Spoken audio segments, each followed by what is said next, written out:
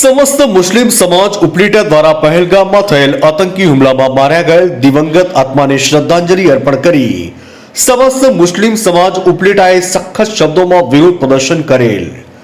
થોડા દિવસો પહેલા જે કાશ્મીરના પહેલગામમાં આતંકી હુમલામાં ગયેલા તમામ શહીદોને શુક્રવારની જુમ્માની નમાઝ પઢી હતી અને દિવંગત આત્માને શ્રદ્ધાંજલિ અર્પણ કરી હતી। मैं मौलाना बिलाल अहमद रजवी कादी शहर उपलेटा। इस वक्त हम लोग 25/4/2025 मामलेदार ऑफिस में जो हाजिर आए हैं, शहर के बासर लोग हाजिर हुए हैं। हमारा आने का मकसद ये है कि 22/4/2025 पहलगामा कश्मीर में जो आतंकी हमला हुआ है, इसका हम सख्त विरोध करते हैं। जिन लोगों ने ऐसी खतरनाक साजिश की, दरिंदगी की, हम उसकी मजम्मत करते हैं।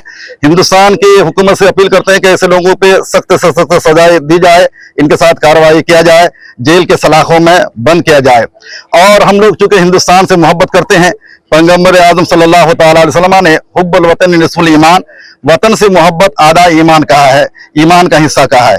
इस वक्त हम लोग तमाम हिंदुस्तान के लोगों से और खास करके हमारे शहर के तमाम लोगों से, मुसलमानों से मैं अपील करता हूं कि हम एक दूसरे के साथ मिलकर इन आतंकवाद के खिलाफ सख्त से सख्त मजम्मत करें और हुकूमत हिंद से अपील करें कि इनके साथ सख्त से कार्रवाई किया जाए और इनको जेल के सलाखों में भेजा जाए। फकत वसलाम।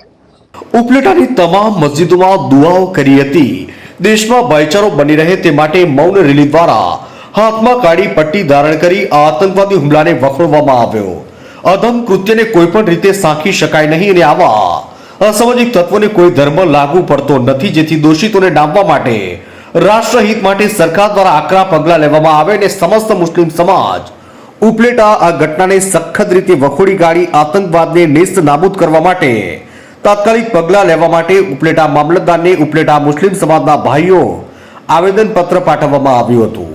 ઉપલેટા મુસ્લિમ સમાજના ભાઈઓએ વિવિધ બેનરો તેમજ ભારત દેશના ઝંડા સાથે મૌન રેલી કાઢી મુસ્લિમ સમાજ ઉપલેટા દ્વારા પાકિસ્તાન અને આતંકવાદીઓ વિરુદ્ધ સૂત્રોચ્ચાર પોકાર્યા હતા।